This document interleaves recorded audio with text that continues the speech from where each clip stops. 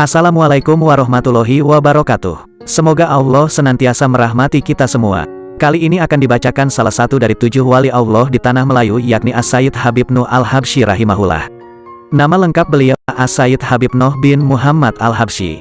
Beliau berasal dari Kedah, adalah merupakan seorang yang berbangsa Arab, berasal dari Yaman, dan asal-usul keturunan beliau juga bersambung pada keturunan Rasulullah Shallallahu Alaihi Wasallam melalui nasab Zainal Abidin bin Sayyidina Husain radhiyallahu anhu.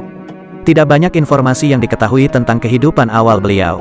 Beliau yang hidup sekitar tahun 1788 sampai tahun 1866 Masehi, mempunyai 4 saudara, Habib Nuh, Habib Arifin, Habib Zain, meninggal di Pulau Pinang, dan Habib Salikin, yang meninggal di Daik, Indonesia. Dari perkawinan beliau dengan Ancik Hamidah yang berasal dari Provinsi Wellesley, Pulau Pinang, mereka dikaruniai hanya seorang anak perempuan bernama Sarifah Badaniyah. Sarifah Badaniyah kemudian menikah dengan Syekh Muhammad bin Hasan Al-Satri di Jelutong, Pulau Pinang. Pasangan ini kemudian memberikan Habib 6 cucu perempuan bernama Sarifah Rugayah. Dia menikah dengan Syekh Alwi bin Ali Al-Junaid dan mereka mempunyai 5 anak, 2 laki-laki dan 3 perempuan yang bernama Syekh Abdul Rahman, Syekh Abdullah, Syarifah Musna, Sarifah Zainah dan Sarifah Zubaidah. Dari banyak sumber disebutkan, Habib Nuh tiba ke Singapura tidak lama setelah Sir Stamford Raffles mendarat di pulau itu. Usianya pada ketika itu sekitar 30-an tahun. Walaupun beliau telah menghabiskan sisa usianya di Singapura dan meninggal dunia di sana, beliau banyak mengembara, terutama ke Johor Bahru dan negeri-negeri lain di Malaysia untuk berdakwah.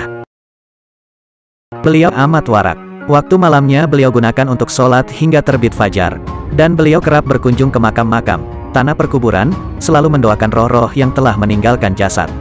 Dia selalu berjalan dengan teman dekat, kecuali ketika dia secara khusus meminta untuk menyendiri. Berikut akan dibacakan beberapa kisah karomah beliau. Di sini, saya ingin berbagi dengan pembaca tentang kemuliaan yang Allah berikan kepadanya. Sebagian besar karomah dibuktikan oleh mereka yang hidup sezaman dengannya. Namun, tidak banyak yang bisa menyelami diri dalam perannya sebagai pribadi spiritual yang selalu dekat dengan Allah Subhanahu wa Ta'ala. Karena peran sebagai Rijalullah atau Rijalul Gaib sangat simbolis dan sulit dipahami melalui bahasa dan makna yang tampak, sedangkan tugas mereka juga besar.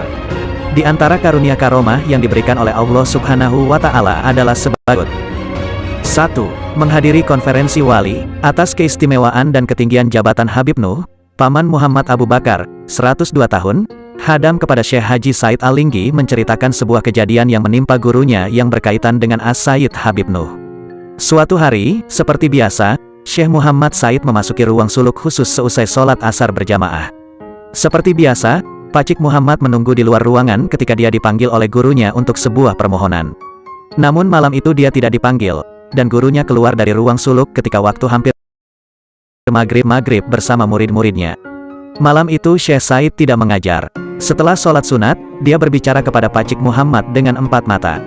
"Apakah kamu tahu kemana aku pergi?" kata Syekh Said. "Saya tidak tahu," jawab Pacik Muhammad dengan sopan. "Saya pergi ke sebuah pertemuan di Bukit Kauf. Hanya saya dan Habib Nuh yang mewakili masyarakat di sini. Rasulullah Shallallahu Alaihi Wasallam juga hadir, dan kamu tidak boleh menceritakan berita ini kepada siapapun sebelum aku mati." Pacik Muhammad Abu Bakar menyimpan pesan ini sampai dia memberitahu penulis ketika dia ditemui di rumahnya di Seremban pada tahun 1991. Syekh Said Linggi meninggal pada tahun 1926. Menurut Pacik Muhammad, Bukit Kauf berada di luar wilayah syahadah. Walaupun konferensi itu dihadiri oleh Rasulullah, tetapi dipimpin oleh orang lain, saya tidak tahu siapa orang yang spesial itu, tambah Pacik Muhammad. Ketika Syekh Said tidak menjawab. Syekh Said juga mengatakan bahwa pertemuan yang dihadirinya dan Habib Nuh merupakan konferensi para wali yang membahas antara lain wabah yang akan turun, yaitu wabah cacar. Dan para wali yang berkumpul memohon agar wabah itu untuk tidak turun. Alhamdulillah bisa diterima. Namun menurut Pacik Muhammad, efeknya masih mengenai orang-orang sampai banyak yang mati, terutama orang-orang kafir. Wabah cacar pada waktu itu adalah penyakit yang sangat berbahaya dan belum ditemukan obatnya. "Saya pingsan selama 3 hari dan bahu saya masih terluka akibat wabah cacar. Itu pun Syekh Said yang menyembuhkannya," kata Pacik Muhammad sambil menunjuk bekas cacar di bahunya. Kisah ini menggambarkan peran tersembunyi As-Sayyid Habib Nuh sebagai pemain catur dunia, yang sulit diterima oleh mereka yang hanya menggunakan akal sehat untuk menilai suatu kebenaran. 2. Tidak tunduk kepada gubernur yang sombong. Sebagaimana Sayyid Habib Nuh dikaruniai Allah dengan berbagai karomah sebagai tanda kemuliaan baginya. Berbagai cerita tentang kewalian dan karomahnya disampaikan dari mulut ke mulut hingga ke Sayyid Hasan Al-Hatib, penjaga makam Habib Nuh, diantaranya adalah sebagai berikut. Sebagaimana Sayyid Habib Nuh tidak menghargai orang yang sombong dengan harta atau kedudukan duniawi. Artinya, meski rakyat menghormatinya atau takut kepada Crawford, gubernur Singapura saat itu, namun Habib Nuh tidak takut pada wakil kolonial itu. Pada suatu kesempatan, Gubernur Crawford marah dan menghina Habib Nuh karena tidak menghormatinya. Tiba-tiba kereta yang ditumpangi gubernur terjepit di tanah dan tidak bisa bergerak. Gubernur menjadi marah dan bertanya kepada rombongannya tentang hal itu. Tetapi pengawal itu bertanya kepada gubernur, "Apakah Anda tahu siapa pria yang marah dan hina itu?" "Itu orang gila." "Sebenarnya dia tidak gila, tapi dia orang yang baik dan memiliki karomah.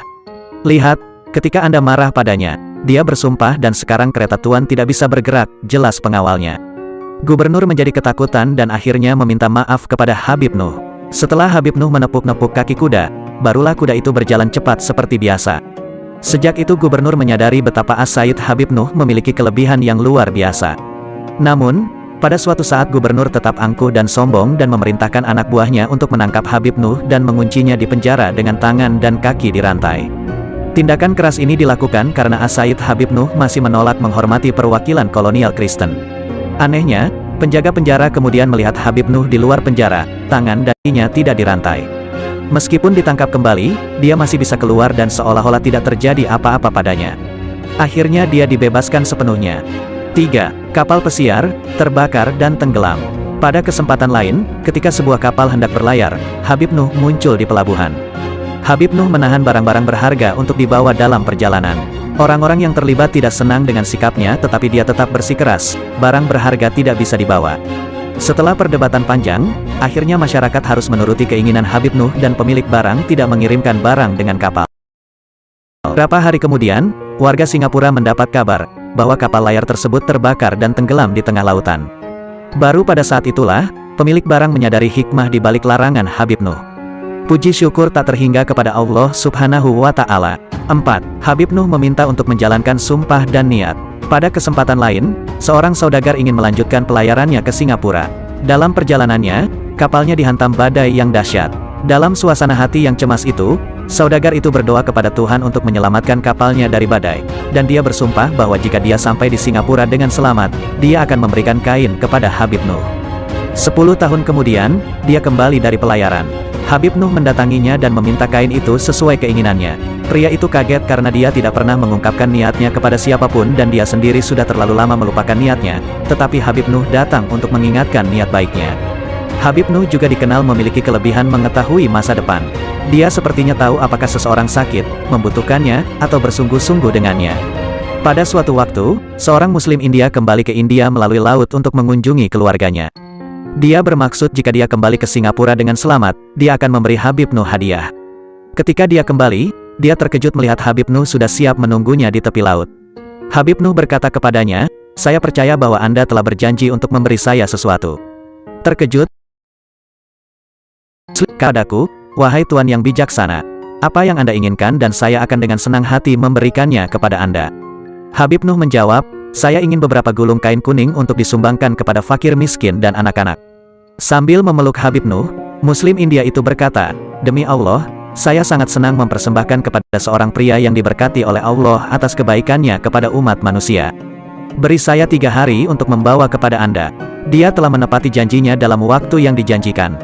5. Bertemu di kota Mekah. Dia diberkahi oleh Allah Subhanahu wa Ta'ala dengan kemampuan untuk tidak terlihat, dan dapat dilihat lagi di tempat yang jauh. Beberapa melaporkan bahwa dia terlihat sholat di Masjidil Haram Mekah tanpa secara fisik pergi ke sana. Suatu ketika, dia pernah memberitahu calon jamaah haji bahwa mereka akan bertemu di Mekah. Sesampai di sana jemaah disambut oleh Habib Nuh sendiri. Menurut orang-orang yang hidup sezaman dengan Habib Nuh, mereka pernah bertemu atau bersamanya di beberapa tempat dalam waktu yang bersamaan. Kejadian seperti ini bukanlah hal yang sulit bagi para wali Allah. 6. Seorang penyembuh yang berkah dan hebat. Habib Nuh juga dikenal sebagai tabib hebat, terutama pada anak-anak yang sangat ia sayangi.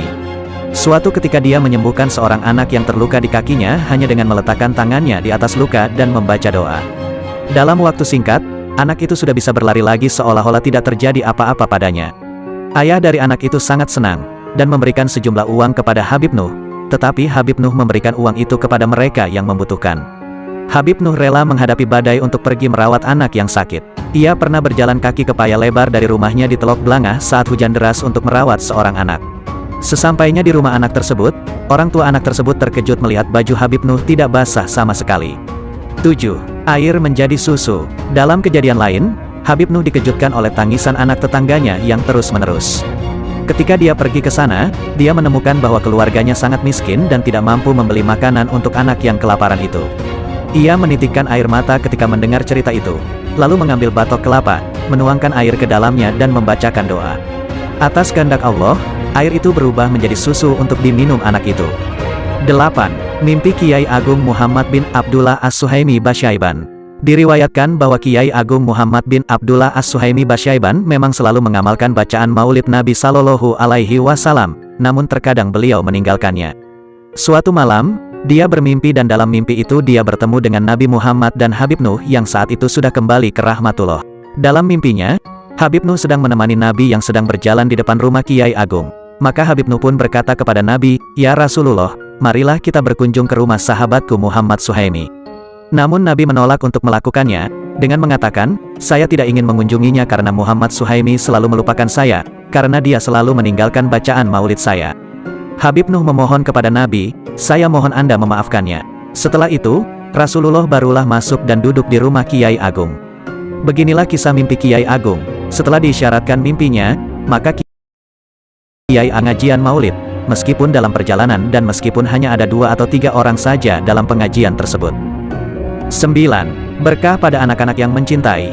Di antara kualitas luar biasa dari As-Sayyid Habib Nuh adalah dia sangat mencintai anak-anak. Seringkali orang bertemu Habib Nuh bersama dikelilingi oleh anak-anak. Ini adalah sesuatu yang aneh. Kadang-kadang ia berhenti di toko-toko dengan kelompok anak-anak, dan anak-anak mengambil makanan sebanyak yang tersedia tanpa biaya apapun. Anehnya, untuk semua pemilik toko tidak melarang tindakan tersebut. Karena mereka yakin toko mereka akan mendapat berkah jika dikunjungi Habib Nuh bersama rombongan anak-anak. Terbukti, setiap toko muslim yang dikunjungi Habib Nuh bersama anak-anak, kemudian berkembang dan tak henti-hentinya dikunjungi pelanggan. Sayyid Habib Nuh mencintai anak-anak karena mereka adalah ahlul jannah, ahli surga. Tingkah laku Sayyid Habib Nuh memang agak aneh bagi seorang lelaki tua. Memang itulah salah satu keanehan Habib Nuh, pria dengan keistimewaan yang dilindungi. 10. Tawon menghormati mayatnya. Diriwayatkan bahwa ketika peti matinya dibawa ke makamnya, mereka yang membawanya harus membawa peti mati itu melalui sebuah gang kecil. Di mana kiri dan kanan sepanjang jalan di gang kecil itu ditemukan penuh dengan bambu Cina dan dedaunannya yang panjang. Saat melewati gang, peti mati menabrak sarang tawon hingga sarangnya pecah. Namun tawon itu tidak sedikit pun mengganggu kerumunan yang mengiringi jenazah tersebut. 11. Makam yang selamat dari ledakan bom dan pembongkaran. Karomahnya tidak berakhir di situ. Selama Perang Dunia Kedua, ketika Teluk Blangah dibombardir oleh Jepang, tidak ada satu bom pun yang mendarat di makam Habib Nuh. Dan ketika pemerintah Singapura ingin membangun jalan di Tanjung Pagar, jembatan itu dirancang untuk melengkung di sekitarnya, tingginya hampir sama dengan posisinya. Konon menurut rencana pemerintah, makam Habib Nuh dan Masjid Haji Muhammad Saleh perlu dipindahkan agar pembangunan tol bisa langsung dibangun. Dengan menutup mata terhadap himbauan dari panitia makam dan masjid, kontraktor pembangunan telah menempatkan beberapa bulldozer untuk memulai restorasi. Dengan izin Allah Subhanahu wa Ta'ala, semua bulldozer tidak dapat dinyalakan.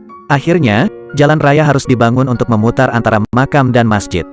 Masih banyak lagi kejadian aneh yang terkait dengan karomah Habib Nuh.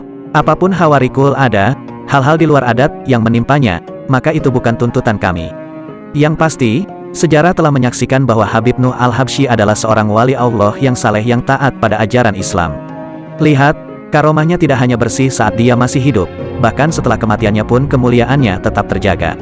Yang diharapkan adalah kita bisa mengikuti jejak beliau dalam mengikuti jejak jerih payah Nabi Muhammad. Mahabbah kepada orang-orang soleh dituntut dan seseorang akan bersama orang-orang yang dicintainya di akhirat. Nasihat dan wasiat. Beberapa hari sebelum dia meninggal, dia telah memberikan banyak nasihat kepada teman-teman setianya. Di antara mutiara kata-katanya adalah, jangan serakah akan harta duniawi dan jangan memiliki perasaan iri, dan perasaan apapun, yang negatif terhadap siapapun sepanjang hidup Anda. Sebelum kematiannya, Habib Nuh telah menginstruksikan teman-temannya agar jenazahnya dimakamkan di Gunung Palmer, bukit kecil di Jalan Palmer, yang merupakan kuburan kecil pada saat itu. Namun pada harinya meninggal, semua orang telah melupakan perintah itu dan mereka semua siap untuk pergi ke pemakaman bidadari muslim. Ketika tiba saatnya untuk mengangkat peti mati, peti itu tidak bergerak dari tanah. Tidak ada yang bisa mengangkatnya. Lingkungan menjadi kacau, dan hampir semua orang menangis melihat peti mati tidak bergerak meskipun ada upaya untuk mengangkatnya oleh orang-orang gagah. Untungnya, salah satu yang hadir akhirnya ingat pesan Habib Nuh dan kemudian muncul untuk mengatakan yang sebenarnya kepada semua orang yang hadir. Semua orang menyadari bahwa mereka telah melupakan perintah itu, lalu dengan suara bulat memutuskan untuk pindah ke Gunung Palmer. Dengan izin Allah, peti mati dapat diangkat dengan mudah dan teriakan Allahu Akbar mengiringi perjalanan mereka. Dengan izin Allah Subhanahu wa Ta'ala, jenazah Habib Nuh dimakamkan dengan selamat di Gunung Palmer. Kematian. Setelah 78 tahun mengabdikan diri pada Islam, Habib Nuh Batullah 7 Juli tahun 1866 atau 14 Rabiul Awal 1283. Habib Nuh menghembuskan nafas terakhirnya di Telok Blangah, di kediaman Temenggong Abu Bakar, Johor. Ketika berita itu menyebar, banyak orang dari berbagai tingkatan, termasuk orang Inggris yang telah memeluk Islam melalui dia, dan orang-orang di pulau-pulau terdekat datang mengunjungi pusarnya. Pada hari yang sama, semua kereta kuda di Singapura menghentikan aktivitasnya sehari-hari karena ingin mengantar pengunjung ke makamnya secara gratis.